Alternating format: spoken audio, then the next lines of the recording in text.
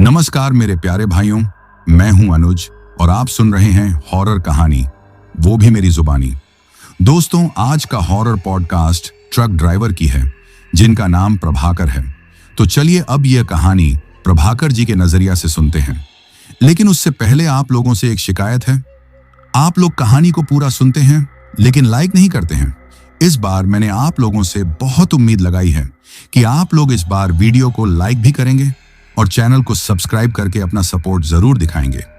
और अगर आप लोग चाहते हैं कि आपका नाम वीडियो में लिया जाए तो कमेंट में अपना नाम और अपने शहर का नाम जरूर लिखें। तो अब ज्यादा समय नहीं लेते हैं, चलिए कहानी की शुरुआत करते हैं। दोस्तों, मेरा नाम प्रभाकर है। आज जब मैं अपनी जिंदगी के पन्ने पलटकर देखता हूं तो एक रात ऐसी मिलती है जो बाकी सभी रातों से अलग है। एक ऐसी रात जो काली स्याही से नहीं बल्कि मेरे जमे हुए खून और ठंडे पसीने से लिखी गई है। मैं गुजरात के जामनगर शहर के पास बसे एक छोटे से धूल भरे गांव का रहने वाला हूं। यह कहानी मेरे ट्रक ड्राइवर बनने की नहीं बल्कि उस एक रात की है जिसने एक साधारण से कॉलेज के लड़के को हमेशा के लिए बदल दिया।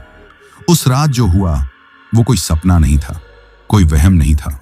वो एक ऐसी हकीकत थी जिसे मेरा दिमाग आज भी पूरी तरह से स्वीकार नहीं कर पाया है। उस रात मौत ने मुझे अपने आगोश में लेने की पूरी तैयारी कर ली थी और मैं लगभग उसकी गिरफ्त में आ ही चुका था। यह कहानी उस दौर की है जब मेरे हाथों ने ट्रक के स्टीयरिंग व्हील से ज्यादा अपनी कॉलेज की किताबों को पकड़ा था। मैं अपनी पढ़ाई के आखिरी साल में था। भविष्य के सुनहरे सपने देख रहा था। मेरे सपने बहुत बड़े नहीं थे। मैं बस एक अच्छी सी नौकरी चाहता था ताकि मैं अपने बड़े भाई राकेश के कंधों से कुछ बोझ कम कर सकूं। पापा तो तभी हमें छोड़कर चले गए थे जब मैं मुश्किल से 10 साल का था। एक खामोश सुबह वो सोकर उठे ही नहीं। उस दिन के बाद मेरे भाई राकेश ने ही मेरे लिए बाप और भाई दोनों का फर्ज निभाया। उन्होंने अपनी पढ़ाई बीच में ही छोड़ दी और घर चलाने के लिए काम में जुट गए। राकेश भाई की दुनिया हमारे उस पुराने नीले रंग के ट्रक के इर्द गिर्द घूमती थी। उन्होंने कई साल किसी और के ट्रक पर खलासी का काम करके पैसे जोड़े और फिर बैंक से लोन लेकर वो पुराना ट्रक खरीदा था। वो ट्रक सिर्फ एक गाड़ी नहीं था, हमारे परिवार की चलती फिरती उम्मीद था। उसकी हर किश्त हमारे भविष्य का एक हिस्सा थी। राकेश भाई दिन नहीं देखते थे, रात नहीं देखते थे। जामनगर की उस बड़ी सीमेंट फैक्ट्री से माल उठाते और गुजरात के कोने कोने में पहुंचाते। उनकी आंखों में मैंने हमेशा एक थकान देखी थी, लेकिन होठों पर हमेशा एक मुस्कान रहती थी। खासकर जब वो मुझे कॉलेज की फीस के पैसे देते थे। वो कहते थे, प्रभाकर तू बस पढ़, इतना बड़ा अफसर बन कि तुझे कभी इस लोहे के दानव का स्टीयरिंग ना पकड़ना पड़े। मैं भी जब कॉलेज से फुर्सत पाता तो उनके साथ खलासी बनकर चला जाता था। मुझे वो सफर अच्छा लगता था। ट्रक के केबिन में बजते पुराने गाने, सड़कों पर दौड़ती जिंदगी और भाई के साथ की वो बातें। उन्हीं सफर में मैंने भाई से ट्रक चलाना भी सीख लिया था। शुरू में खाली मैदानों में, फिर धीरे धीरे खाली सड़कों पर। भाई मेरी ड्राइविंग देखकर हंसते थे। अरे डरपोक, इतना डर डर के चलाएगा तो बैलगाड़ी भी आगे निकल जाएगी। मैं उनकी इस बात पर बस मुस्कुरा देता था। मुझे क्या पता था कि एक दिन यही बैलगाड़ी मेरी जिंदगी का सबसे बड़ा खौफ बन जाएगी। हमारी जिंदगी अपनी धीमी चाल से चल रही थी।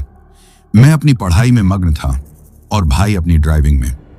माँ हम दोनों की सलामती की दुआ करती रहती थी, लेकिन शायद हमारी इस छोटी सी शांत दुनिया को किसी की नजर लग गई थी।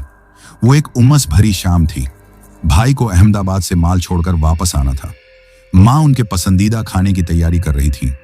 मैं अपनी किताबों में डूबा हुआ था। रात के 10 बज गए, फिर 11। भाई का फोन नहीं आया। उनका फोन अक्सर नेटवर्क से बाहर रहता था, इसलिए हमें ज्यादा चिंता नहीं हुई। लेकिन जब रात 1 बजे पुलिस की जीप हमारे दरवाजे पर आकर रुकी तो माँ का दिल किसी अनहोनी की आशंका से बैठ गया। पुलिस वालों ने बताया कि हाईवे पर एक तेज रफ्तार तेल का टैंकर गलत दिशा से आकर भाई के ट्रक से सामने से टकरा गया था। टक्कर इतनी भयानक थी कि हमारे ट्रक का अगला हिस्सा पूरी तरह से कबाड़ में तब्दील हो गया था। भाई केबिन के अंदर बुरी तरह फंस गए थे। हम बदहवासी की हालत में अस्पताल पहुंचे। ICU के बाहर का वो मंजर मैं कभी नहीं भूल सकता। माँ चुपचाप दीवार से टिक कर बैठी थी। उनकी आंखें पथरा चुकी थी। मैं बस कांच के दरवाजे से अंदर झांकने की नाकाम कोशिश कर रहा था, जहां डॉक्टरों की टीम मेरे भाई को मौत के मुंह से खींचने की कोशिश कर रही थी। कई घंटों के ऑपरेशन के बाद डॉक्टर बाहर आए। उन्होंने बताया कि भाई की जान तो बच गई है, लेकिन उनकी एक टांग और एक हाथ की हड्डियां चकनाचूर हो चुकी हैं। उन्हें पूरी तरह से ठीक होने में 1 साल से ज्यादा लग सकता है और शायद वो फिर कभी ट्रक नहीं चला पाएंगे। ये सुनकर हम पर जैसे पहाड़ टूट पड़ा। हमारे घर का एकमात्र सहारा अब खुद सहारे का मोहताज हो गया था। अगले कुछ महीने अस्पताल और घर के चक्कर में ही बीत गए। हमारी जमा पूंजी पानी की तरह बह रही थी। ट्रक की किस्तें सिर पर चढ़ रही थीं। घर का खर्च चलाना मुश्किल हो गया था। मां ने अपने गहने बेच दिए, लेकिन वो ऊंट के मुंह में जीरे के बराबर था। ट्रक एक्सीडेंट के बाद फैक्ट्री के पास ही कबाड़ की हालत में खड़ा था। फैक्ट्री के सुपरवाइजर, जो एक भले इंसान थे और भाई को बहुत मानते थे, उन्होंने हमारी हालत देखकर फैक्ट्री के फंड से ट्रक को ठीक करवाने में मदद की। 1 महीने की मेहनत के बाद हमारा नीला ट्रक फिर से चलने के लिए तैयार हो गया। वो हमारे दरवाजे के बाहर खड़ा था, लेकिन उसे चलाने वाला बिस्तर पर पड़ा था। एक शाम जब मां हिसाब की कॉपी देखकर चुपचाप आंसू बहा रही थीं, मुझसे और नहीं रहा गया। मैं उनके पास जाकर बोला, मां तुम चिंता मत करो, मैं चलाऊंगा ट्रक। मेरी बात सुनकर मां ने ऐसे देखा जैसे मैंने कोई गुनाह कर दिया हो। वो चीख पड़ी, नहीं, कभी नहीं। मैं अपने एक बेटे को उस लोहे के बक्से में खोते खोते बची हूं। मैं अपने दूसरे बेटे को उस मौत की गाड़ी पर नहीं चढ़ने दूंगी। तू अपनी पढ़ाई करेगा। मैंने उन्हें बहुत समझाया, मां अगर मैं काम नहीं करूंगा तो घर कैसे चलेगा, भाई का इलाज कैसे होगा, ये किस्तें कौन भरेगा। और मैंने भाई के साथ रहकर सब कुछ सीख लिया है। मैं बस कुछ महीने ही चलाऊंगा, जब तक भाई ठीक नहीं हो जाते। उस रात मां और मेरे बीच बहुत बहस हुई। आखिर में मेरे आंसुओं और हमारी गरीबी के आगे वो हार गईं। उन्होंने रोते हुए सहमति दी, लेकिन एक मां का दिल डर से कांप रहा था। जिस दिन की यह खौफनाक घटना है, उस दिन मुझे फैक्ट्री से सीमेंट के कट्टे उठाकर उत्तर प्रदेश के एक छोटे से अनजान शहर में पहुंचाने थे। यह मेरा पहला इतना लंबा और अकेला सफर होने वाला था। एक तरफ का रास्ता ही 400 किलोमीटर से ज्यादा था। मेरे अंदर एक अजीब सा डर बैठ गया था, वो डर जो किसी अंधेरी गुफा में घुसने से पहले लगता है। मैंने सुबह घर के मंदिर में दिया जलाया। मां ने मेरी कलाई पर एक काला धागा बांधा और मेरी आंखों में देखकर कहा, बेटा ध्यान से जाना, नींद आए तो गाड़ी रोक लेना, किसी भी सुनसान जगह पर मत रुकना। मैं बिस्तर पर पड़े भाई के पास गया। उनकी आंखों में लाचारी और दर्द का अजीब सा संगम था। वो शायद खुद को कोस रहे थे कि उनकी वजह से मुझे अपनी पढ़ाई छोड़कर इस काम में लगना पड़ रहा है। मैंने उनके पैर छुए। उन्होंने मेरा हाथ पकड़ा और कांपती आवाज में कहा, प्रभाकर घबराना मत, तू कर लेगा। बस ध्यान से चलाना और याद रखना, हाईवे पर कभी भी किसी शॉर्टकट के चक्कर में मत पड़ना। चाहे 2 घंटे ज्यादा लग जाए, पर हमेशा मुख्य सड़क से ही जाना। उनकी यह बात उस वक्त मेरे कानों में पड़ी, पर दिमाग में नहीं उतरी। मैंने अपनी जरूरत का थोड़ा सामान, कुछ कपड़े, पानी की बोतलें और मां के हाथ की बनी रोटियां एक बैग में रखी और घर से निकल पड़ा। बाहर हमारा नीला ट्रक खड़ा था, जो आज मुझे किसी दोस्त की तरह नहीं, बल्कि एक विशालकाय दानव की तरह लग रहा था, जो मुझे निगलने के लिए तैयार हो। मैंने ट्रक का दरवाजा खोला और ड्राइविंग सीट पर बैठ गया। मेरे हाथ स्टीयरिंग व्हील पर रखते ही कांपने लगे। मैंने चाबी घुमाई। ट्रक के पुराने इंजन ने एक घरघराहट के साथ सांस ली और स्टार्ट हो गया। इंजन की आवाज मेरे दिल की धड़कनों से होड़ लगा रही थी। एक पल के लिए मेरे मन में आया कि सब कुछ छोड़कर वापस घर चला जाऊं।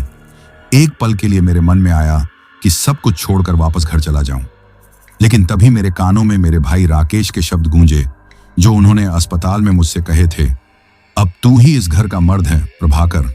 उस एक वाक्य का बोझ मेरे इरादों पर भारी पड़ा। मैंने कांपते हाथों को मजबूती से स्टीयरिंग व्हील पर जमाया, क्लच दबाया और गियर बदला। ट्रक एक भारी घरघराहट के साथ आगे बढ़ा। हमारे गांव की कच्ची पक्की गलियों से जब वो विशालकाय ट्रक गुजरा, तो धूल का एक बवंडर सा मेरे पीछे चलने लगा। रास्ते में पड़ने वाले कुछ घरों के दरवाजों से औरतें और बच्चे झांक रहे थे। उनकी आंखों में मेरे लिए हमदर्दी थी, कुछ में दया और कुछ में एक सवाल था, क्या यह लड़का जो कल तक गलियों में कंचे खेलता था, इतनी बड़ी जिम्मेदारी उठा पाएगा? मैंने किसी की तरफ नहीं देखा। मेरी नजरें बस सामने सड़क पर थीं, उस सड़क पर जो मुझे मेरे बचपन, मेरी बेफिक्री से दूर एक अनजानी कठोर दुनिया में ले जा रही थी। मैंने रियर व्यू मिरर में आखिरी बार अपने छोटे से घर की धुंधली होती छत को देखा और मन ही मन कहा, चिंता मत करना मां, मैं जल्द वापस आऊंगा। गांव की सीमा पार करके ट्रक जब पतली तारकोल की सड़क पर आया तो उसकी रफ्तार थोड़ी बढ़ी। कुछ किलोमीटर बाद हम स्टेट हाईवे पर चढ़ गए। हाईवे पर आते ही दुनिया अचानक बदल गई। यहां जिंदगी की रफ्तार तेज थी। मेरे बगल से सनसनाती हुई कारें गुजर रही थीं, जिनमें बैठे परिवार शायद कहीं छुट्टियां मनाने जा रहे थे। खचाखच भरी हुई सरकारी बसें अपनी ही धुन में चली जा रही थीं, जिनकी छतों पर भी लोग और सामान लदा हुआ था। और मेरे जैसे ही दूसरे ट्रक, जिनके ड्राइवरों के चेहरे पर सड़क की मीलों लंबी थकान और घर पहुंचने की जल्दी साफ लिखी हुई थी। उनमें से कुछ ने मुझे देखकर हाथ हिलाया। ये ड्राइवरों का एक दूसरे के लिए अनकहा सा सम्मान था, एक अनजानी सी बिरादरी का एहसास। मैंने भी झिझकते हुए हाथ हिला दिया। मैं अब उनका हिस्सा था, एक ऐसा हिस्सा जो अभी अभी इस दुनिया में आया था और बुरी तरह डरा हुआ था। शुरुआत के 2-3 घंटे सब कुछ सामान्य रहा। मेरा डर धीरे धीरे कम हो रहा था और मैं ड्राइविंग का आनंद लेने की कोशिश कर रहा था। ट्रक के पुराने टेप रिकॉर्डर में मैंने भाई की पसंदीदा कव्वालियों का कैसेट लगा दिया। नुसरत फतेह अली खान की आवाज केबिन में गूंज रही थी और मैं उस आवाज के सहारे अपने डर को दूर भगा रहा था। मैंने एक बड़े से रोशनी से जगमगाते ढाबे पर ट्रक रोका, चाय पी और कुछ देर के लिए अपनी टांगों को सीधा किया। ढाबे पर मौजूद दूसरे ड्राइवरों की बेफिक्र हंसी और बातें सुनकर मुझे थोड़ी हिम्मत मिली। लगा कि यह भी एक काम ही है, जैसा बाकी सब करते हैं, मैं भी कर लूंगा। लेकिन जैसे जैसे शाम ढलने लगी और सूरज आसमान में नारंगी रंग घोलकर पश्चिम में डूबने लगा, केबिन का माहौल फिर से बदलने लगा। दिन की वो निश्चिंतता अब धुंध की तरह छोंट रही थी और उसकी जगह एक अनजाना सा ठंडा सा अंधेरा ले रहा था। हाईवे पर लगी पीली लाइटें एक एक करके जलने लगी थीं, लेकिन उनकी रोशनी सड़क के हर कोने तक पहुंचने में नाकामयाब थी। सड़कों के किनारे खड़े पेड़ों के साए अब लंबे होकर सड़क पर ऐसे पसरने लगे थे जैसे अंधेरे के काले हाथ हों, जो हर गुजरती हुई गाड़ी को अपनी गिरफ्त में लेने की कोशिश कर रहे हों।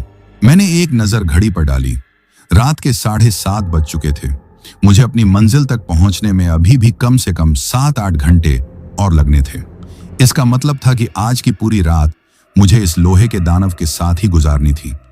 यह ख्याल आते ही मेरे पेट में एक हल्की सी ठंडक दौड़ गई। लगभग 1 घंटा और गाड़ी चलाने के बाद मैं उस जगह पहुंचा जहां से हाईवे 2 हिस्सों में बंट रहा था। यह एक बड़ा जंक्शन था। एक चौड़ी 8 लेन की सड़क सीधे आगे की तरफ जा रही थी, जिस पर बड़े बड़े हरे रंग के बोर्ड लगे हुए थे। उन पर चमकते हुए अक्षरों में आगे आने वाले बड़े शहरों के नाम लिखे थे। यह मुख्य रास्ता था, लंबा, सुरक्षित और रोशनी से जगमगाता हुआ। और उसी के बगल से एक छोटी 2 लेन की सड़क किसी सांप की तरह अंधेरे में गुम हो रही थी। वहां कोई बड़ा बोर्ड नहीं था, बस एक पुराना जंग लगा हुआ लोहे का खंभा था, जिस पर एक छोटा मैला सा बोर्ड लगा था। उस पर लिखे हुए गांवों के नाम इतने धुंधले पड़ चुके थे कि उन्हें पढ़ना भी मुश्किल था। यह शॉर्टकट था। मेरे दिमाग में तुरंत भाई की चेतावनी गूंजी, याद रखना, हाईवे पर कभी भी किसी शॉर्टकट के चक्कर में मत पड़ना। मैं एक पल के लिए रुका। मैंने ट्रक को सड़क के किनारे लगाकर धीमा कर लिया। मेरे अंदर एक लड़ाई शुरू हो गई। एक तरफ भाई की चेतावनी थी, उनका अनुभव था, और दूसरी तरफ थी मेरी मजबूरी। मैंने हिसाब लगाया, अगर मैं इस शॉर्टकट से जाता हूं तो कम से कम 70-80 किलोमीटर का चक्कर बचेगा। इसका मतलब है कम से कम 15-20 लीटर डीजल की बचत, और आज के भाव से इसका मतलब था 1000-1200 रुपए की सीधी बचत। 1000 रुपए, ये मेरे लिए बहुत बड़ी रकम थी। इतने पैसों में भाई की हफ्ते भर की दवाइयां आ सकती थी, माँ के लिए महीने भर का राशन आ सकता था। मेरा मन लालच और डर के बीच झूल रहा था। क्या करूं? मैंने खुद से पूछा। भाई ने मना किया था, लेकिन उन्हें क्या पता कि घर में कितनी तंगी है। वो तो बस मेरी चिंता कर रहे थे। मैंने खुद को दिलासा दिया, और फिर मैं कोई बच्चा नहीं हूं, एक सड़क ही तो है, थोड़ी सुनसान होगी, और क्या होगा, भूत प्रेत थोड़े ही होते हैं। यह सोचकर मैंने एक फैसला किया, एक ऐसा फैसला जिसने मेरी पूरी जिंदगी बदल दी। मैंने स्टीयरिंग व्हील को घुमाया और ट्रक को उस अंधेरी सुनसान सड़क पर मोड़ दिया। जैसे ही मेरे ट्रक ने उस शॉर्टकट पर कदम रखा, ऐसा लगा जैसे मैंने किसी दूसरी दुनिया में प्रवेश कर लिया हो। हाईवे का शोर, गाड़ियों की आवाज, सब कुछ एक झटके में पीछे छूट गया। मेरे कानों में अब सिर्फ मेरे ट्रक के इंजन की भारी अकेली आवाज गूंज रही थी। सड़क इतनी संकरी थी कि अगर सामने से कोई गाड़ी आ जाती तो दोनों का निकलना मुश्किल हो जाता। सड़क के दोनों तरफ शीशम और बबूल के घने पुराने पेड़ थे, जिनकी शाखाएं आपस में मिलकर सड़क के ऊपर एक अंधेरी सुरंग बना रही थी। उन पेड़ों के बीच घना अंधेरा था, इतना घना कि मेरे ट्रक की हेडलाइट्स भी उसे भेद नहीं पा रही थी। हवा में एक अजीब सी ठंडक और नमी थी, एक सड़ी हुई गीली मिट्टी और पत्तों की मिली जुली गंध मेरे नथुनों में भर गई। मेरा दिल जो कुछ देर पहले सामान्य था, अब फिर से जोर जोर से धड़कने लगा था। मुझे अपना फैसला गलत लगने लगा था। लगभग 15-20 किलोमीटर अंदर आने के बाद जब मैं उस खौफनाक माहौल का आदी होने की कोशिश कर ही रहा था कि तभी मुझे दूर सड़क के बीचों बीच कुछ अजीब सा दिखाई दिया, एक काला सा ढांचा। मैंने रफ्तार धीमी की। जैसे जैसे मैं नजदीक पहुंचा, मेरी हैरानी और डर बढ़ता गया। सड़क के ठीक बीच में एक पुरानी सी बैलगाड़ी खड़ी थी। अजीब बात यह थी कि उस बैलगाड़ी से ना तो कोई बैल जुता हुआ था और ना ही आसपास कोई इंसान दिख रहा था। वह बैलगाड़ी सड़क को इस तरह से रोककर खड़ी थी कि मैं अपना ट्रक साइड से भी नहीं निकाल सकता था। मैंने ट्रक में बैठे बैठे ही 2-3 बार जोर से हॉर्न बजाया। मेरी हॉर्न की तेज कर्कश आवाज उस सुनसान जंगल में गूंजी और फिर खामोशी में खो गई। कोई जवाब नहीं आया। काफी देर इंतजार करने के बाद जब कोई नहीं आया तो मैंने सोचा कि मुझे ही नीचे उतरकर देखना होगा। मैंने ट्रक को चालू ही छोड़ा और दरवाजा खोलकर नीचे उतरा। जैसे ही मेरे पैर जमीन पर पड़े, मुझे उस जगह की हवा में एक अजीब सी भारीपन महसूस हुई। मैंने अपने मोबाइल की टॉर्च जलाई और उस बैलगाड़ी की तरफ बढ़ा। वो कोई आम बैलगाड़ी नहीं थी। वो बहुत ही पुरानी और टूटी फूटी लग रही थी। उसकी लकड़ी बारिश और धूप से काली पड़ चुकी थी और उस पर हरी हरी काई की परत जमी हुई थी। ऐसा लग रहा था जैसे वो सालों से यहीं पर खड़ी हो और उससे एक अजीब सी सड़े हुए पानी जैसी बदबू आ रही थी। मैंने उसे हिलाने के लिए धक्का लगाया, लेकिन जैसे ही मेरे हाथ उस ठंडी और चिपचिपी लकड़ी से छुए, मेरे पूरे शरीर में एक करंट सा दौड़ गया। और हैरानी की बात यह थी कि वह बैलगाड़ी इतनी भारी महसूस हो रही थी जैसे किसी ने उसे लोहे की सलाखों से जमीन में गाड़ दिया हो। मैं अपनी पूरी ताकत लगाकर भी उसे 1 इंच नहीं हिला पाया। मैं पसीने से भीग गया था। मेरा दिल किसी अनहोनी की आशंका से जोर जोर से धड़क रहा था। मुझे यकीन हो गया था कि यहां कुछ बहुत ज्यादा गड़बड़ है। यह कोई सामान्य घटना नहीं है। मैं उस बैलगाड़ी को हिलाने की नाकाम कोशिश कर ही रहा था कि तभी मुझे सड़क के किनारे वाली घनी झाड़ियों से किसी के कराहने की धीमी सी आवाज सुनाई दी। आवाज बहुत दर्द भरी थी, जैसे कोई अपनी आखिरी सांसें ले रहा हो। आवाज बहुत दर्द भरी थी, जैसे कोई अपनी आखिरी सांसें ले रहा हो। उस एक अकेली दर्द भरी कराह ने उस वीरान सड़क की खौफनाक खामोशी को चीर कर रख दिया। एक पल के लिए मेरे पैर जमीन में जम गए। मेरे दिमाग में एक साथ हजारों ख्याल कौंध गए। क्या यह कोई जानवर है जो घायल हो गया है, या फिर यह कोई जाल है? आजकल लूटपाट की ऐसी कितनी ही कहानियां सुनने को मिलती हैं, जहां लोग मदद मांगने का नाटक करके गाड़ियों को रोकते हैं और फिर सब कुछ लूट लेते हैं। मेरा दिल जोर जोर से धड़क रहा था और मेरे हाथ पैर ठंडे पड़ने लगे थे। एक आवाज मेरे अंदर से कह रही थी, भाग जा प्रभाकर, वापस ट्रक में बैठ और यहां से निकल जा। लेकिन तभी वो आवाज फिर से आई, कोई है। इस बार आवाज और भी ज्यादा कमजोर और टूटी हुई थी। यह साफ तौर पर एक इंसान की आवाज थी, एक ऐसे इंसान की जो शायद मौत के दरवाजे पर दस्तक दे रहा था। मेरे अंदर का डर और शक मेरे अंदर की इंसानियत के सामने छोटा पड़ गया। मैं उस आवाज को अनसुना करके यहां से नहीं जा सकता था। अगर कोई सच में मुसीबत में हुआ और मैंने उसकी मदद नहीं की तो मैं खुद को कभी माफ नहीं कर पाता। राकेश भाई ने मुझे हमेशा सिखाया था, ड्राइवर की जिंदगी सड़क पर होती है और सड़क पर हर कोई एक दूसरे का सहारा होता है। मैंने एक गहरी सांस ली, हिम्मत जुटाई और अपने कांपते हाथों से मोबाइल की टॉर्च को और मजबूती से पकड़ लिया। मैं धीरे धीरे दबे पांव आवाज की दिशा में बढ़ने लगा। सड़क के किनारे घनी और कांटेदार झाड़ियां थीं, जिनके बीच से रास्ता बनाना मुश्किल हो रहा था। हर कदम पर मेरे पैरों के नीचे सूखी टहनियां टूट रही थीं और उनकी छटक की आवाज उस खामोशी में किसी धमाके की तरह लग रही थी। कौन है? मैंने धीरे से आवाज लगाई। कोई जवाब नहीं आया, बस झाड़ियों के पीछे से आती हुई वो दर्द भरी सांसों की आवाज। मैं झाड़ियों को हटाते हुए थोड़ा और अंदर गया और फिर मेरी टॉर्च की रोशनी जिस चीज पर पड़ी उसे देखकर मेरा दिल दहल गया। वहां जमीन पर कांटों और गीली मिट्टी के बीच एक बूढ़ा आदमी पड़ा हुआ था। वो इतना बूढ़ा और कमजोर लग रहा था कि उसे देखकर ही तरस आ जाए। उसकी चमड़ी पर हजारों झुर्रियां थीं, जैसे किसी पुराने सूखे हुए पत्ते पर होती हैं। उसने एक मैली कुचैली, फटी हुई धोती और एक पुराना सा कुर्ता पहना हुआ था। उसका एक पैर बहुत ही अजीब और गलत तरीके से मुड़ा हुआ था और उसके चारों तरफ जमीन पर गहरे रंग के धब्बे पड़े थे जो शायद खून के थे। वो अपनी आंखों को मुश्किल से खोल पा रहा था और दर्द से तड़प रहा था। मैं दौड़कर उसके पास पहुंचा और उसके ठंडे पड़ते शरीर के पास घुटनों के बल बैठ गया। बाबा, बाबा, आप ठीक तो हैं? ये सब कैसे हो गया? उसने अपनी धुंधली आंखों से मेरी तरफ देखा। उसकी आंखों में दर्द, लाचारी और एक अजीब सी हैरानी थी, जैसे उसे यकीन न हो रहा हो कि इस वीरान रात में कोई उसकी मदद के लिए आ सकता है। उसने कांपती हुई आवाज में टूटे फूटे शब्दों में बताने की कोशिश की, बेटा, मेरी बैलगाड़ी, बैल जानवर को देखकर भाग गए। मैं गिर पड़ा। मेरा पैर टूट गया। उसकी हालत देखकर मेरा दिल भर आया। मैंने कहा, आप चिंता मत कीजिए बाबा, मैं हूं यहां। मैं आपकी मदद करूंगा। मैं आपको यहां से बाहर निकालता हूं। मैंने उसे सहारा देकर उठाने की कोशिश की। मैंने अपना एक हाथ उसकी पीठ के नीचे और दूसरा उसके घुटनों के नीचे रखा। जैसे ही मेरी त्वचा उसकी त्वचा से छुई, मेरे पूरे शरीर में एक बर्फीली सिहरन दौड़ गई। उसका शरीर किसी जिंदा इंसान की तरह गर्म नहीं था। वो बर्फ की तरह ठंडा था, इतना ठंडा जैसे उसके अंदर खून दौड़ ही न रहा हो। और उसकी त्वचा, वो किसी चमड़े की तरह सख्त और सूखी थी। उसे एक बहुत ही अजीब सी गंध आ रही थी, जैसे गीली मिट्टी, सड़े हुए पत्तों और किसी पुराने बंद पड़े कुएं की मिलीजुली गंध हो।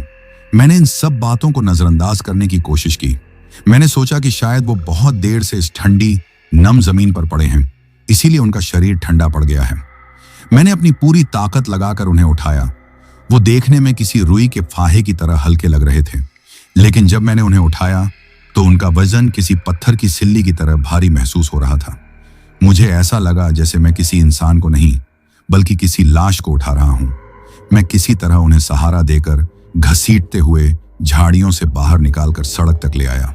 मैंने उन्हें बहुत ही आराम से सड़क के किनारे अपनी ट्रक की रोशनी में बैठाया। अब मैं उनके चेहरे को और उनकी चोट को ज्यादा साफ साफ देख सकता था। उनका चेहरा पूरी तरह से दर्द से पीला पड़ चुका था और उनकी टूटी हुई टांग से अब भी धीरे धीरे खून रिस रहा था। मैंने उनसे कहा, बाबा, आप 1 मिनट यहीं बैठिए, बिल्कुल हिलिएगा मत। मैं अपने ट्रक से आपके लिए पानी और फर्स्ट एड बॉक्स लेकर आता हूं। बाबा ने दर्द से अपनी आंखें बंद कर लीं और बहुत ही धीरे से हाँ में सिर हिलाया। मैं दौड़कर अपने ट्रक की तरफ गया। मेरे दिमाग में 100 सवाल घूम रहे थे। मैं इस बूढ़े आदमी की मदद कैसे करूं? यहां आसपास कोई अस्पताल नहीं है। क्या मुझे पुलिस को फोन करना चाहिए? लेकिन यहां तो कोई नेटवर्क भी नहीं था। मैं केबिन में चढ़ा और पानी की बोतल और फर्स्ट एड बॉक्स को ढूंढने लगा। मेरा दिल अभी भी जोर जोर से धड़क रहा था, लेकिन अब डर के साथ साथ एक जिम्मेदारी का एहसास भी था। मुझे बॉक्स मिल गया। मैंने पानी की बोतल उठाई और वापस ट्रक से नीचे उतरा। जब मैं वापस उस जगह पहुंचा तो मैंने देखा कि बाबा जी वहीं बैठे हुए थे जहां मैं उन्हें छोड़कर गया था। वो अपनी टूटी हुई टांग को सहला रहे थे और उनकी सांसें किसी थके हुए जानवर की तरह चल रही थीं। मैंने राहत की सांस ली कि वो वहीं हैं। मैं उनके पास जाकर बैठ गया और बोतल का ढक्कन खोलकर पानी उन्हें दिया। ये लीजिए बाबा, पानी पी लीजिए, आपको अच्छा लगेगा। उन्होंने अपने कांपते हुए हाथों से बोतल पकड़ी और एक ही सांस में आधी से ज्यादा बोतल खाली कर दी। पानी पीते वक्त उनकी नजरें मुझ पर ही टिकी हुई थीं। उनकी आंखों की गहराई में एक अजीब सी चमक थी, एक ऐसी चमक जो मुझे उस वक्त समझ नहीं आई, लेकिन जिसे याद करके आज भी मेरी रूह कांप जाती है। पानी की कुछ बूंदें उनकी दाढ़ी से होती हुई नीचे टपक रही थीं और मेरे ट्रक की पीली रोशनी में वो पानी की बूंदें खून की बूंदों जैसी लग रही थीं। पानी पीने के बाद उन्होंने बोतल मुझे वापस कर दी। मैंने फर्स्ट एड बॉक्स खोला। उसमें कुछ पट्टियां, एक एंटीसेप्टिक लोशन और दर्द की कुछ गोलियां थीं। मैंने रुई पर लोशन लगाया और उनकी टांग की तरफ बढ़ा। लाइए बाबा, मैं जख्म साफ कर देता हूं। जैसे ही मैंने उनकी टांग को छूने की कोशिश की, उन्होंने एक धीमी फुफकार जैसी आवाज निकाली। नहीं। मैं एक पल के लिए डर कर पीछे हट गया। उन्होंने अपनी नजरें झुका लीं और फिर से उसी लाचार आवाज में बोले, रहने दे बेटा, अब इन जख्मों की आदत हो गई है। तू बस मुझे बता, तू यहां इस वीरान सड़क पर क्या कर रहा है? उनका सवाल मुझे अजीब लगा, लेकिन मैंने सोचा कि शायद वो बस बात करके अपना ध्यान दर्द से हटाना चाहते हैं। मैंने उन्हें अपनी पूरी कहानी बताई, अपने भाई के एक्सीडेंट के बारे में, घर की मजबूरी के बारे में और इस लंबे अकेले सफर के बारे में। मेरी कहानी सुनकर वो चुप रहे। कुछ देर बाद उन्होंने एक बहुत ही ठंडी और सपाट आवाज में कहा, मजबूरी, हाँ, मजबूरी इंसान से वो सब करवाती है जो उसे नहीं करना चाहिए। उनकी इस बात में दर्द या हमदर्दी नहीं थी, बल्कि एक अजीब सा तंज था, एक ऐसी सच्चाई थी जो मुझे चुभ गई। मैंने माहौल बदलने की कोशिश करते हुए कहा, बाबा, हमें यहां से निकलना होगा। मैं आगे किसी गांव से आपके लिए मदद लेकर आता हूं। यहां जंगली जानवरों का भी खतरा है। मेरी बात सुनकर वो धीरे से हंसे। वो हंसी नहीं थी, वो हवा की एक सूखी सरसराहट जैसी आवाज थी। उन्होंने कहा, बेटा, यहां मुझसे बड़ा जंगली जानवर और कोई नहीं है। यह सुनकर मेरे रोंगटे खड़े हो गए। उन्होंने अपनी गहरी अंधेरी आंखों से मुझे घूरते हुए कहा, और मदद? मुझे किसी की मदद की जरूरत नहीं है। मेरे लोग, वो मुझे लेने आते ही होंगे। कौन लोग बाबा? मैंने घबरा कर पूछा। आपका घर कहाँ है? मेरी बात सुनकर वो फिर से मुस्कुराए। इस बार उनकी मुस्कुराहट और भी ज्यादा खौफनाक थी। उनके होंठ खींचे और मुझे उनके काले सड़े हुए मसूड़ दिखाई दिए। उन्होंने कुछ कहा नहीं, बस सामने उस खड़ी हुई बैलगाड़ी की तरफ इशारा कर दिया। मैंने उस तरफ देखा और फिर वापस बाबा की तरफ देखा। मेरा दिमाग सुन्न पड़ गया था। मैं कुछ समझ नहीं पा रहा था, लेकिन एक बात साफ थी, मैं किसी लाचार बूढ़े आदमी के साथ नहीं, बल्कि किसी बहुत ही भयानक और अनजानी चीज के साथ फंस चुका था। उस बूढ़े आदमी की खौफनाक मुस्कान और बैलगाड़ी की तरफ उसका इशारा, ये एक ऐसा पल था जहां मेरे दिमाग ने काम करना बंद कर दिया। समय जैसे जम गया था। मेरे कानों में मेरे ही दिल की धड़कनें किसी नगाड़े की तरह बज रही थीं। उस वीरान सड़क की खामोशी में मैं अपने खून के दौड़ने की आवाज तक सुन सकता था। मेरा शरीर पत्थर का हो गया था, लेकिन मेरा दिमाग किसी तूफान की चपेट में आए हुए पत्ते की तरह कांप रहा था। क्या मतलब था उसके इशारे का कि उसके लोग उस निर्जीव सड़ी हुई बैलगाड़ी में हैं? यह सोचकर ही मेरे अंदर एक बर्फीली लहर दौड़ गई। मेरा दिमाग चीख चीख कर कह रहा था कि यह कोई पागल सठियाया हुआ बूढ़ा है जिसका दिमाग खराब हो गया है। लेकिन मेरा दिल उस हकीकत को महसूस कर रहा था जो मेरी आंखों के सामने थी। उस बूढ़े आदमी का बर्फ जैसा ठंडा शरीर, उसका पत्थर जैसा भारी वजन, उसकी सड़ी हुई मिट्टी जैसी गंध, और अब उसकी यह भयानक अमानवीय मुस्कान।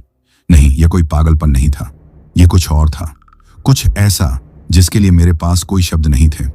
मैंने एक कदम पीछे हटाया, फिर दूसरा।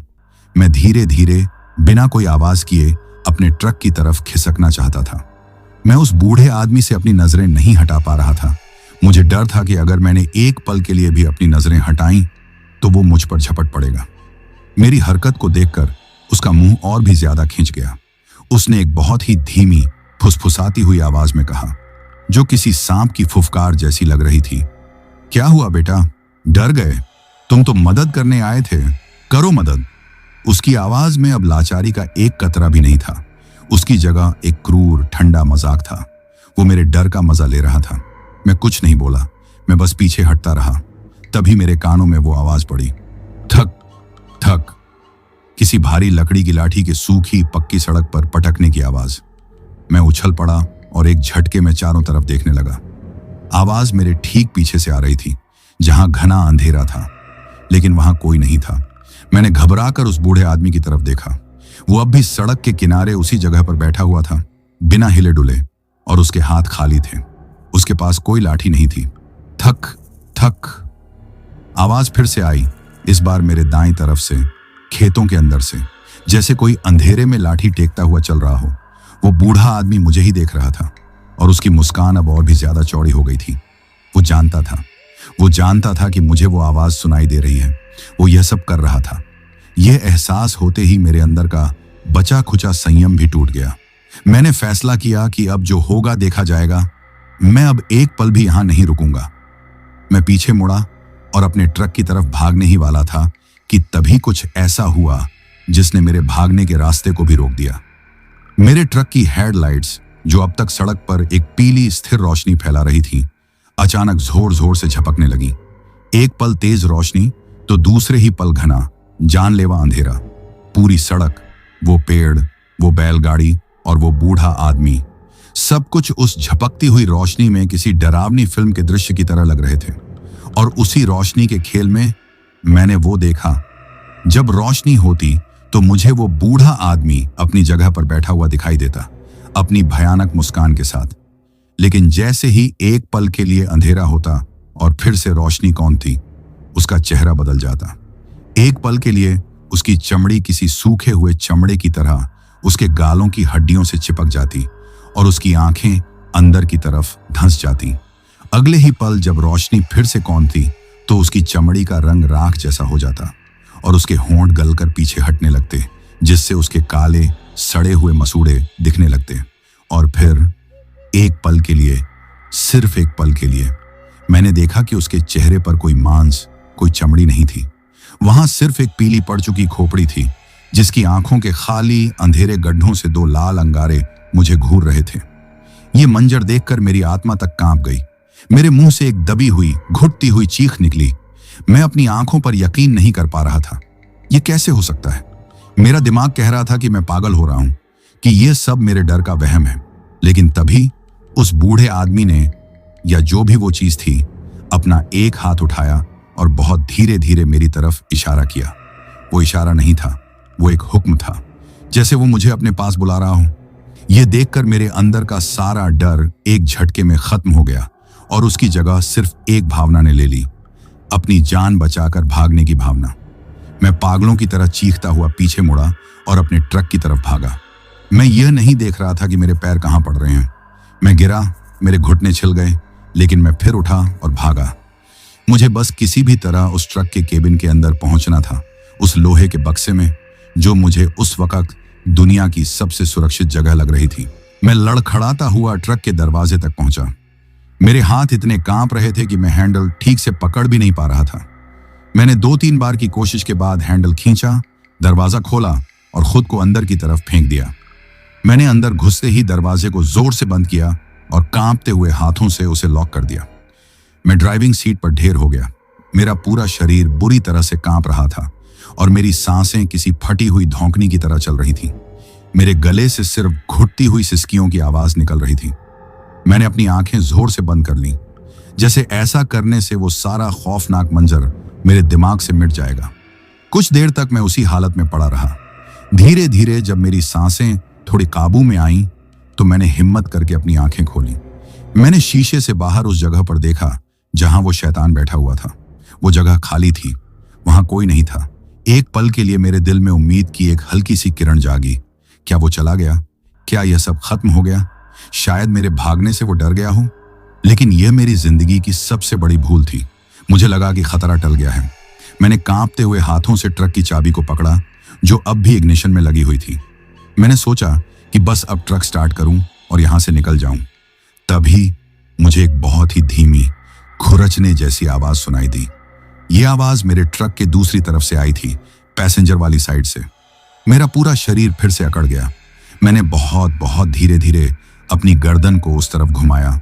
मेरी नजरें धीरे धीरे पैसेंजर साइड की खिड़की की तरफ बढ़ रही थीं और फिर मैंने उसे देखा।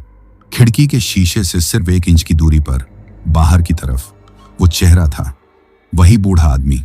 नहीं, वो बूढ़ा आदमी नहीं था। वो वही सड़ी हुई, गली हुई खोपड़ी थी जो मैंने कुछ पल पहले झपकती हुई रोशनी में देखी थी। उसके चेहरे पर मांस के कुछ लोथड़े लटक रहे थे। आंखों के खाली गड्ढों से वही लाल अंगारे मुझे घूर रहे थे और उसका एक हाथ, जो अब सिर्फ हड्डियों का एक पीला ढांचा था, खिड़की के शीशे पर टिका हुआ था। उसने मेरी आंखों में झांका और अपने मुंह को, जिसमें अब कोई होंठ नहीं थे, खोला। और फिर उसकी एक हड्डी वाली उंगली ने बहुत ही धीरे धीरे और जानबूझकर शीशे पर दस्तक दी। टक! एक धीमी साफ आवाज जो मेरे लिए किसी बम के धमाके से भी ज्यादा तेज थी। मेरी पैसेंजर सीट की खिड़की पर पड़ती वो धीमी, जानबूझकर की गई दस्तकें वो किसी हथौड़े की तरह मेरे दिमाग पर चोट कर रही थी। मेरी आंखों के सामने वो सड़ा हुआ, खौफनाक चेहरा था, जिसकी आंखों के खाली गड्ढों में जलते हुए अंगारे थे। मेरे और उस शैतानी चीज के बीच सिर्फ कांच की एक पतली सी परत थी। मेरे मुंह से एक चीख निकली, लेकिन वो गले में ही कहीं घुट कर रह गई। आवाज की जगह सिर्फ एक सूखी, फटी हुई सी फुसफुसाहट निकली। मेरा शरीर, जो अब तक डर से पत्थर का बना हुआ था, अचानक किसी जंगली जानवर की तरह हरकत में आया, जिसे अपनी जान बचाने के लिए भागना हो। मैं अपनी सीट पर पीछे की तरफ ऐसे चिपका जैसे मैं दरवाजे को तोड़कर बाहर निकल जाना चाहता हूं। मैं उस चेहरे से, उस खौफनाक मौजूदगी से एक एक इंच दूर हो जाना चाहता था। ठक ठक दस्तकें अब तेज हो गई थीं, बेताब और गुस्से से भरी हुई, जैसे कोई भूखा जानवर अपने शिकार को देखकर पिंजरे की सलाखें तोड़ देना चाहता हो। मुझे शीशे पर बनते हुए मकड़ी के जाले जैसे क्रैक दिखाई दिए। वो कांच टूट रहा था। नहीं नहीं नहीं, मैं पागलों की तरह बड़बड़ा रहा था। तभी मुझे धातु पर खुरचने की एक और आवाज आई। उस चीज का दूसरा हड्डी वाला हाथ अब दरवाजे पर था और वो अपनी उंगलियों से दरवाजे की चादर को ऐसे खुरच रहा था जैसे कोई जानवर अपनी मांग खोदता है। यह एहसास कि वो चीज अब अंदर आने वाली है, किसी बिजली के झटके की तरह मेरे पूरे शरीर में दौड़ गया। मेरे दिमाग ने सोचना बंद कर दिया और मेरे शरीर की सालों पुरानी सर्वाइवल इंस्टिंक्ट जाग उठी। मेरे हाथ अपने आप हरकत में आए। मैंने कांपते हुए हाथों से उस चाबी को पकड़ा जो अब भी इग्निशन में लगी हुई थी। मैंने उसे पूरी ताकत से घुमा दिया। ट्रक का पुराना भरोसेमंद इंजन एक कान फाड़ देने वाली दहाड़ के साथ जिंदा हो गया। इंजन की उस शक्तिशाली आवाज और पूरे केबिन में हुई वाइब्रेशन से वो चेहरा एक पल के लिए पीछे हटा। बस एक पल के लिए, लेकिन मेरे लिए वो एक पल ही काफी था। मैंने बिना सोचे समझे क्लच दबाया, पहले गियर में ट्रक को डाला और एक्सीलरेटर को जमीन से चिपका दिया। ट्रक एक हिंसक झटके के साथ आगे बढ़ा। पैसेंजर साइड से एक दिल दहला देने वाली किसी चीज के कुचलने और घिसटने की आवाज आई। मुझे नहीं पता था कि वो क्या था और मैं जानना भी नहीं चाहता था। मैंने उस तरफ देखने की हिम्मत नहीं की। मेरी नजरें बस सामने अंधेरे में थीं। मुझे अब बस उस खड़ी हुई बैलगाड़ी को पार करना था। रास्ता बंद था, इसलिए मैंने स्टीयरिंग को बाईं तरफ घुमा दिया।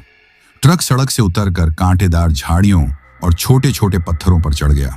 झाड़ियां और ट्रक की बॉडी से ऐसे टकरा रही थीं जैसे हजारों नाखून उसे खुरच रहे हों। ट्रक बुरी तरह उछल रहा था, लेकिन मैं रुका नहीं। मैंने किसी पागल हाथी की तरह अपने रास्ते में आने वाली हर चीज को रौंदते हुए उस मनहूस बैलगाड़ी के बगल से ट्रक को निकाल लिया। जैसे ही ट्रक वापस सड़क पर आया, मैंने राहत की सांस ली। एक पल के लिए मुझे लगा कि मैं बच गया, कि मैंने उस शैतान को पीछे छोड़ दिया है। मैंने रियर व्यू मिरर में देखने की हिम्मत की, यह तसल्ली करने के लिए कि पीछे अब कोई नहीं है। लेकिन जो मैंने देखा, उसने मेरी रही सही उम्मीद को भी कुचल कर रख दिया। पीछे सड़क पर, जहां कुछ देर पहले सिर्फ खालीपन था, अब वो बूढ़ा आदमी खड़ा था। वो बिल्कुल सही सलामत था, जैसे उसे कुछ हुआ ही ना हो। वो बहुत ही आराम से, जैसे सुबह की सैर पर निकला हो, चलकर उस बैलगाड़ी पर चढ़ा और बैठ गया। और फिर वही हुआ जो मैंने सपने में भी नहीं सोचा था। बैलगाड़ी के सामने हवा में दो काले धुएं जैसे बवंडर बने। उन बवंडरों ने धीरे धीरे दो विशालकाय बैलों का रूप ले लिया।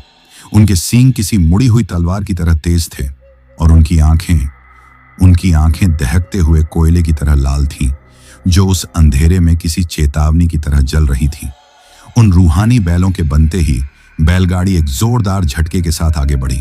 उसके लकड़ी के पहियों की वो चरमराहट की आवाज फिर से शुरू हो गई, लेकिन इस बार वो धीमी नहीं थी। वो एक तेज, कान फाड़ देने वाली, किसी धातु के जमीन पर घिसटने जैसी आवाज थी। वो मेरा पीछा कर रहे थे। नहीं, ये नहीं हो सकता, मैं चीखा। मैंने एक्सीलरेटर को और दबाया। ट्रक की सुई 70, फिर 80 और फिर 90 पर पहुंच गई।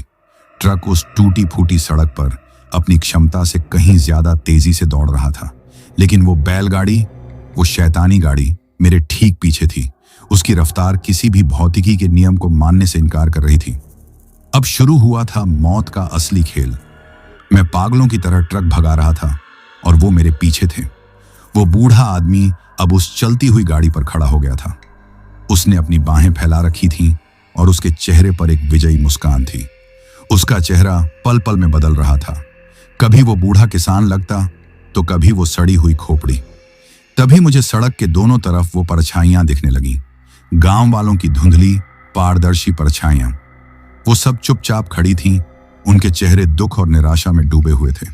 वो हिल नहीं रही थी, लेकिन जैसे ही मेरा ट्रक उनके पास से गुजरता, मुझे ऐसा लगता जैसे उनके हाथ हवा में उठ रहे हैं, मुझे छूने के लिए, मुझे रोकने के लिए, मुझे भी अपने जैसा बनाने के लिए। मैं रो रहा था, चिल्ला रहा था, भगवान को, अपने भाई को, अपनी मां को, हर किसी को याद कर रहा था। बचा लो, कोई तो मुझे बचा लो। उस बूढ़े आदमी ने मुझे इस हालत में देखा और जोर जोर से हंसने लगा। उसकी खामोश हंसी मेरे दिमाग में हथौड़ों की तरह बज रही थी। उसने अपना एक हड्डी वाला हाथ उठाया और सीधे मेरी तरफ इशारा किया, और तभी एक कान फाड़ देने वाला धमाका हुआ। मेरा ट्रक एक तरफ बुरी तरह से झुक गया और लहराने लगा। उन्होंने मेरा पिछला टायर फाड़ दिया था। ट्रक अब मेरे काबू से बाहर हो रहा था। वो सड़क पर किसी जख्मी जानवर की तरह लहरा रहा था। मैं पूरी ताकत से स्टीयरिंग व्हील से लड़ रहा था, उसे सड़क पर बनाए रखने की कोशिश कर रहा था। टायर फटने की वजह से ट्रक की रफ्तार कम हो गई थी और अब वो बैलगाड़ी मेरे बगल में आ चुकी थी। मैं अपनी दाहिनी तरफ की खिड़की से उसे साफ साफ देख सकता था। वो बूढ़ा या जो भी वो था मेरी तरफ देख रहा था।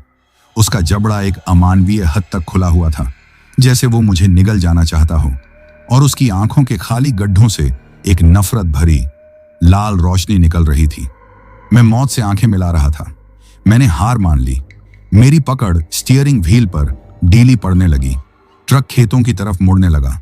तभी मेरे दिमाग में बिजली की तरह एक ख्याल कौंधा, भाई का चेहरा, मां का चेहरा, उनका क्या होगा मेरे बाद। ये ख्याल आते ही मेरे अंदर पता नहीं कहां से एक आखिरी हिम्मत का सैलाब आया। नहीं, मैं अपनी पूरी ताकत से चीखा। मैंने स्टीयरिंग व्हील को वापस अपनी तरफ खींचा और जैसे ही मैंने ट्रक को सीधा किया, मुझे दूर आगे एक तीखे मोड़ के उस पार अंधेरे में एक बहुत ही धीमी पीली टिमटिमाती हुई रोशनी दिखाई दी। एक गांव की रोशनी, उम्मीद की एक छोटी सी कांपती हुई किरण, लेकिन वो अभी बहुत दूर थी और मौत मेरे ठीक बगल में चल रही थी। उम्मीद की एक छोटी सी कांपती हुई किरण, वो दूर टिमटिमाती हुई पीली रोशनी, वो सिर्फ एक गांव की रोशनी नहीं थी, वो मेरे लिए जिंदगी थी।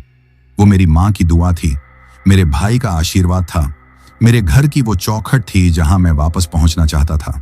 उस एक पल में उस रोशनी ने मेरे अंदर की बुझती हुई हिम्मत की आग को फिर से हवा दे दी।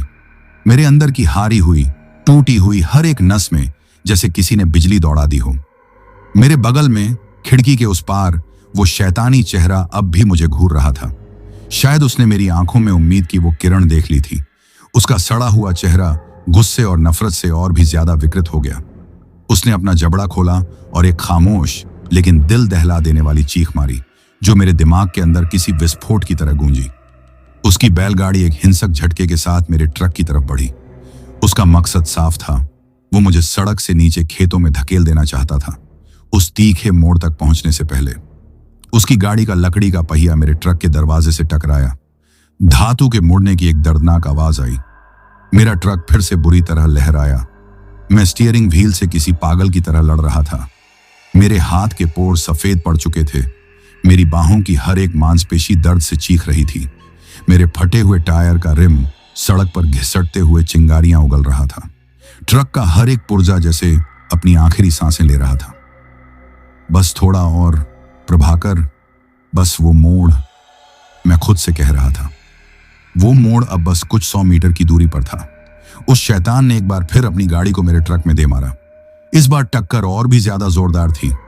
मुझे लगा जैसे मेरे ट्रक का संतुलन अब गया कि तब गया, लेकिन मैंने हार नहीं मानी। मैंने अपनी पूरी ताकत से स्टीयरिंग को पकड़े रखा। मोड़ आ गया था, एक बहुत ही तीखा, अंधा मोड़। मैंने भगवान का नाम लिया, अपनी आंखें एक पल के लिए बंद की और पूरी ताकत से स्टीयरिंग व्हील को घुमा दिया। ट्रक एक भयानक चीख के साथ मुड़ा। मुझे लगा जैसे हम पलट जाएंगे। एक पल के लिए ट्रक के 2 पहिए हवा में उठ गए। केबिन के अंदर रखा मेरा सारा सामान दूसरी तरफ जा गिरा। मैं खुद अपनी सीट से लगभग उछल ही गया था, लेकिन वो पलटा नहीं। किसी चमत्कार की तरह ट्रक वापस अपने चारों पहियों पर आया और मोड़ को पार कर गया। जैसे ही मैं मोड़ के दूसरी तरफ पहुंचा, मैंने तुरंत रियर व्यू मिरर में देखा। पीछे कुछ नहीं था। सड़क खाली थी, अंधेरा था और खामोशी थी। वो बैलगाड़ी, वो रूहानी बैल, वो शैतान बूढ़ा, सब गायब हो चुके थे। जैसे वो कभी थे ही नहीं, जैसे वो उस मोड़ के आगे आ ही नहीं सकते थे, जैसे वो उस अंधेरी सड़क के एक हिस्से में हमेशा के लिए कैद थे। मेरे कानों में अब सिर्फ मेरे ट्रक के इंजन की घरघराहट, मेरी तेज सांसों की आवाज और फटे हुए टायर के रिम की सड़क पर घिसटने की दर्दनाक घर्र घर्र की आवाज आ रही थी। मैं बच गया था, मैं सच में बच गया था, लेकिन मैं रुका नहीं। मैं उस खौफ से इतनी दूर भाग जाना चाहता था कि वो दोबारा कभी मुंह तक न पहुंच सके। मैं उसी टूटे फूटे ट्रक को भगाता रहा। गांव की वो पीली रोशनियां अब और भी ज्यादा पास और चमकदार लग रही थी। लगभग आधा किलोमीटर और चलने के बाद मुझे सड़क के किनारे मिट्टी के बने पहले कुछ घर दिखाई दिए, और फिर मैंने उसे देखा। सड़क के किनारे बना एक छोटा सा हनुमान जी का मंदिर। मंदिर ज्यादा बड़ा नहीं था, लेकिन उसके ऊपर एक छोटा सा पीला बल्ब जल रहा था, जो उस अंधेरी रात में किसी सूरज की तरह लग रहा था। उस मंदिर को देखते ही मेरे शरीर की सारी ताकत, मेरी सारी हिम्मत, सबने एक साथ जवाब दे दिया। मैंने ट्रक को मंदिर के ठीक सामने ले जाकर जोर से ब्रेक लगाया। टायर फटने के बावजूद ट्रक एक भयानक चरमराहट और धातु के घिसटने की आवाज के साथ रुका। आवाज ने गांव की रात की शांति को भंग कर दिया। मैंने कांपते हाथों से इंजन बंद किया। इंजन के बंद होते ही केबिन में एक मौत जैसा सन्नाटा छा गया। मैं कुछ देर तक स्टीयरिंग व्हील पर अपना सिर रखकर बस हाँफता रहा। मेरा पूरा शरीर पसीने से किसी नदी की तरह भीगा हुआ था और बुरी तरह से कांप रहा था। मैं जिंदा था। मैं उस नरक से जिंदा बचकर निकल आया था। यह एहसास होते ही मेरी आंखों से आंसुओं का एक सैलाब फूट पड़ा। मैं किसी बच्चे की तरह फूट फूट कर रोने लगा। मेरे ट्रक के इस तरह रुकने की तेज आवाज सुनकर पास की एक कच्ची झोपड़ी जैसी दुकान का दरवाजा खुला, जिसमें से 2-3 लोग बाहर निकले। वो शायद कोई चाय की दुकान थी जो रात में ड्राइवरों के लिए खुली रहती थी। अरे कौन है भाई, क्या हुआ? एक अधेड़ उम्र के आदमी ने आवाज लगाई। वो लोग सावधानी से मेरे ट्रक की तरफ बढ़े। जब वो पास आए और उन्होंने ट्रक की हालत देखी, एक टायर पूरी तरह फटा हुआ, साइड में गहरे खरोंच और डेंट, तो वो समझ गए कि कोई बड़ा हादसा हुआ है। फिर उन्होंने केबिन के अंदर मुझे देखा। मेरे फटे हुए कपड़े, खौफ से पीला पड़ा चेहरा और आंसुओं से भीगी आंखें। उनका चेहरा बदल गया। एक आदमी ने धीरे से दरवाजा खटखटाया। भाई, सब ठीक तो है? दरवाजा खोलो। मैंने हिम्मत करके दरवाजा खोला। मैं नीचे उतरने की कोशिश करने लगा, लेकिन मेरे पैर इतने कांप रहे थे कि मैं खड़ा भी नहीं हो पा रहा था। उन लोगों ने मुझे सहारा देकर नीचे उतारा। क्या हुआ तुम्हारे साथ? एक्सीडेंट हो गया क्या? एक ने पूछा। मैं कुछ बोल नहीं पा रहा था। मेरे मुंह से सिर्फ कुछ टूटे फूटे शब्द निकले। वो बूढ़ा आदमी, बैलगाड़ी, मेरा इतना कहना ही काफी था। उन सभी लोगों ने एक दूसरे की तरफ देखा।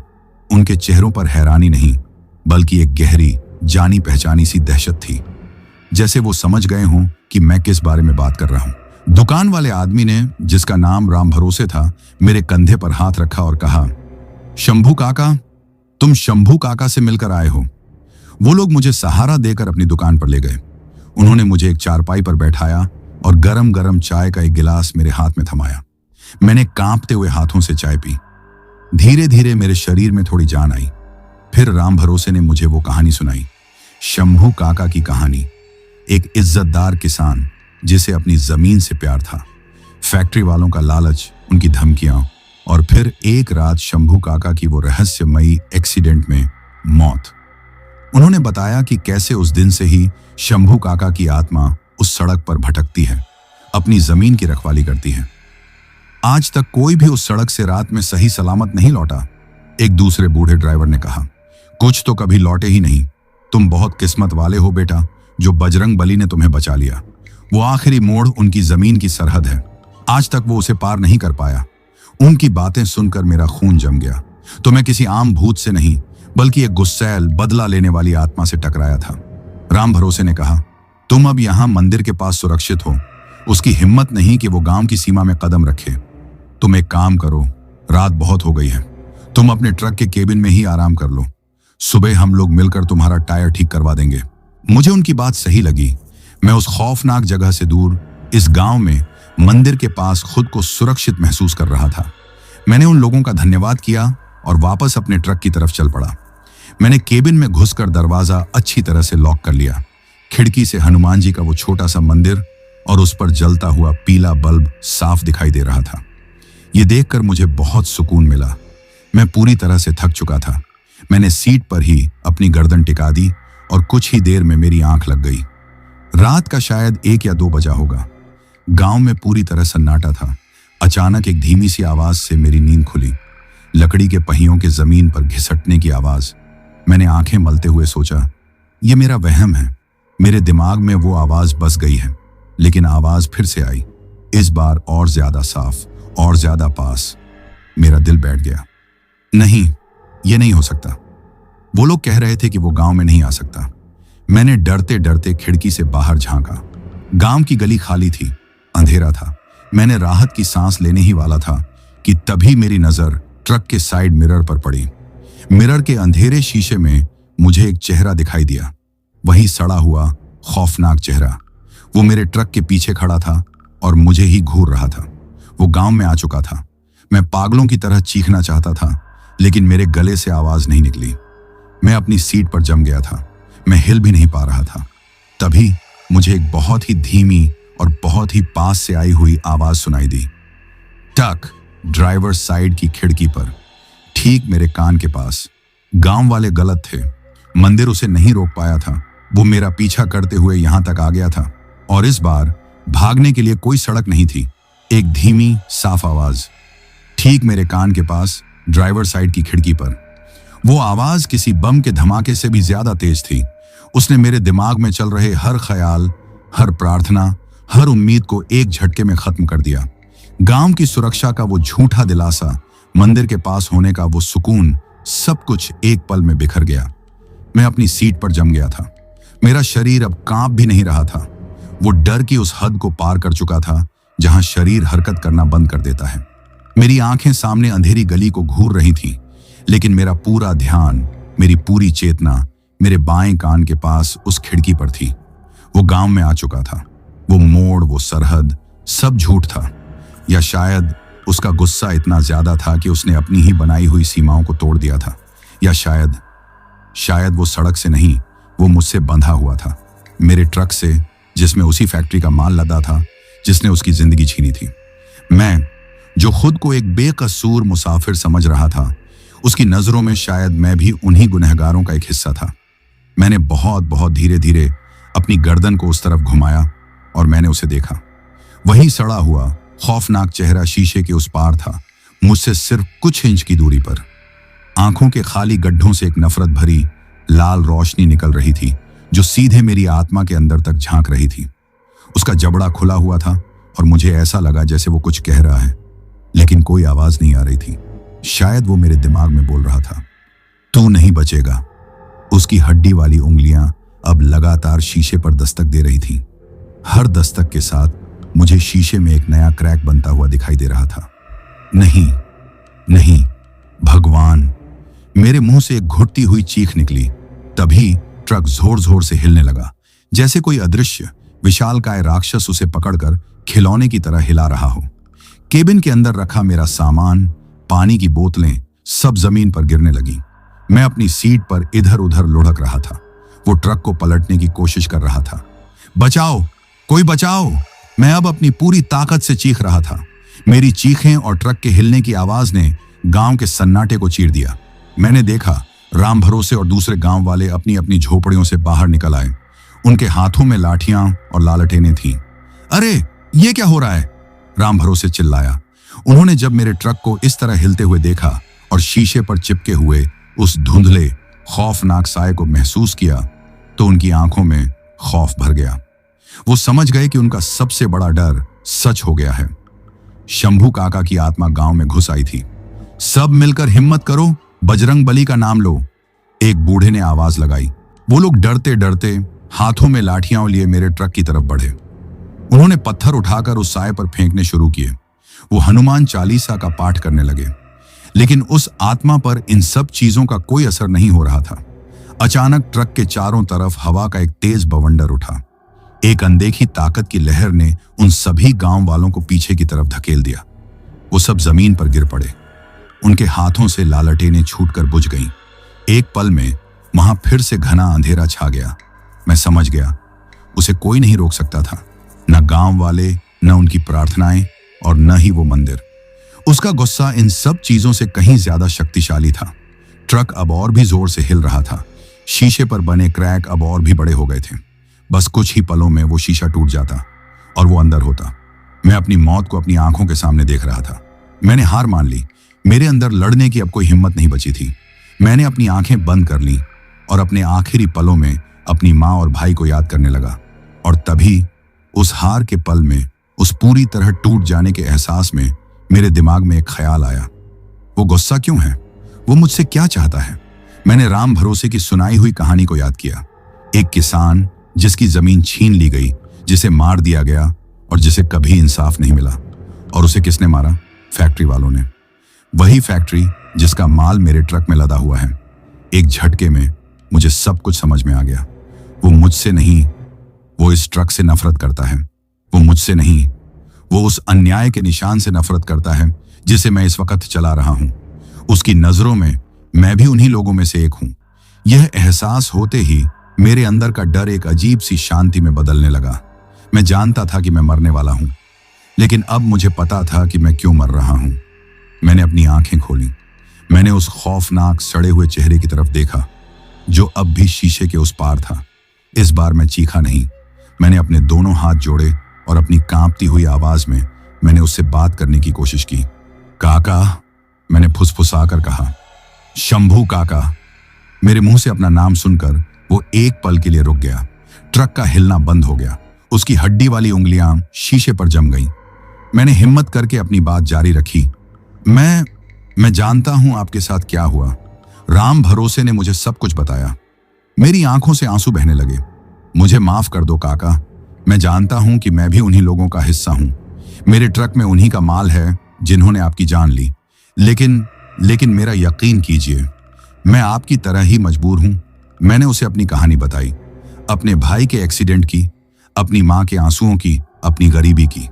मैंने बताया कि कैसे मैं अपनी पढ़ाई छोड़कर इस ट्रक पर बैठने के लिए मजबूर हुआ हूं। हम दोनों ही बेबस हैं काका। उन्होंने आपकी जिंदगी छीनी और उन्होंने मुझसे मेरा भविष्य छीन लिया। मैं आपका दर्द समझ सकता हूं। जैसे जैसे मैं बोलता जा रहा था, मुझे उस चेहरे में एक बदलाव महसूस हुआ। उसकी आंखों की वो लाल नफरत भरी आग धीरे धीरे कम हो रही थी। उसकी जगह एक गहरा, सदियों पुराना दुख ले रहा था। मैंने अपना कांपता हुआ हाथ आगे बढ़ाया और उसे खिड़की के शीशे पर ठीक उस जगह पर रखा जहां बाहर की तरफ उसका हड्डी वाला हाथ था। मैं आपको इंसाफ तो नहीं दिला सकता काका, मैंने रोते हुए कहा। मैं एक बहुत ही छोटा और कमजोर इंसान हूं, लेकिन मैं आपसे एक वादा कर सकता हूं। मैं आपकी कहानी को मरने नहीं दूंगा। मैं हर उस इंसान को आपकी कहानी सुनाऊंगा जिससे मैं मिलूंगा। मैं कोशिश करूंगा कि दुनिया को उस फैक्ट्री का असली चेहरा पता चले। मैं चुप नहीं रहूंगा। बस मुझे एक मौका दीजिए। मुझे अपनी माँ और अपने भाई के पास वापस जाने दीजिए। ये मेरे आखिरी शब्द थे, एक हताश इंसान की, एक हताश आत्मा से की गई एक आखिरी गुजारिश। जैसे ही मैंने अपनी बात खत्म की, सब कुछ शांत हो गया। उस चेहरे की आंखों से, जहां अब अंगारे नहीं थे, मुझे लगा जैसे दो आंसू बहे। वो आंसू नहीं थे, वो अंधेरे के दो कतरे थे जो उसके खोपड़ी जैसे गालों पर लुढ़क गए। उसका हड्डी वाला हाथ धीरे धीरे शीशे से नीचे खिसक गया। उसका पूरा शरीर, जो अब तक इतना ठोस और भयानक लग रहा था, अब पारदर्शी होने लगा। वो किसी सुबह के कोहरे की तरह हवा में घुलने लगा।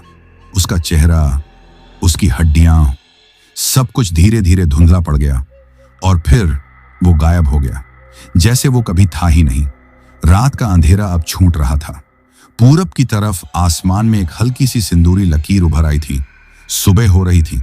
मैं कुछ देर तक उसी तरह बैठा रहा, सुन्न। गांव वाले डरते डरते मेरे ट्रक के पास आए। उन्होंने देखा कि मैं सही सलामत हूं। उनकी जान में जान आई।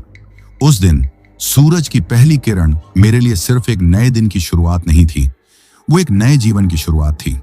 गांव वालों ने मिलकर मेरे ट्रक का टायर ठीक किया। मैंने राम भरोसे का पता और फोन नंबर लिया। मैंने उनसे वादा किया कि मैं उनसे संपर्क में रहूंगा। मैंने अपना सफर पूरा किया।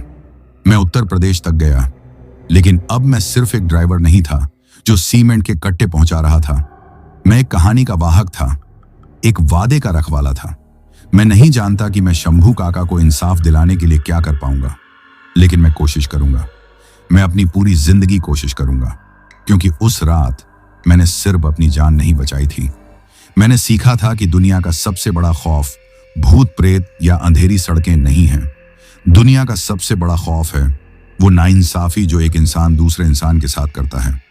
और उस नाइंसाफी से जन्मी हुई आत्माएं इंसाफ मिलने तक हमेशा इन्हीं सुनसान सड़कों पर भटकती रहेंगी। तो दोस्तों, ये कहानी यही खत्म हुई। अब जिन भाइयों ने अपना नाम वीडियो में कमेंट किया था उनका नाम लेते हैं। शिवराज कीर भाई जयपुर से, अवनीत, जानवी, मानसी जालंधर पंजाब से, सरिता जी मध्य प्रदेश से, पूरन चंद्र बलोत्रा भाई राजस्थान से, नवनीत रैना भाई गाजियाबाद से, सुमित्रा बारीक जी कोलकाता से, प्रीति यादव जी जौनपुर से, आदित्य सावंत भाई कैलिफोर्निया यूएसए से, शशि सक्सेना, हरिकिशन सक्सेना, अनुष्का सक्सेना और गुड्डू सक्सेना हाथरस से उत्तर प्रदेश से, अभिषेक तिवारी भाई संगम बिहार से, नईम शेख भाई औरंगाबाद से, निकुंज कुमार भाई मुजफ्फरनगर से, मल्हार भाई नासिक महाराष्ट्र से, शनि भाई उत्तर प्रदेश से, मोहम्मद फरीज खानुल्लाह भाई नेपाल से, अरविंद पासवान भाई उत्तर प्रदेश से, सपना देपा हल्द्वानी उत्तराखंड से, आलोक सिंह भाई दिल्ली से, मुकेश गहुज्जर भाई भरतपुर से, मिठू दास भाई रायगंज से, रितेश कुमार भाई उत्तर प्रदेश से, बाबूजी गुटेदारों भाई कर्नाटक से, लक्ष्मण शंकर जाधव भाई पुणे से, अमित सिंह भैरवा भाई झारखंड से,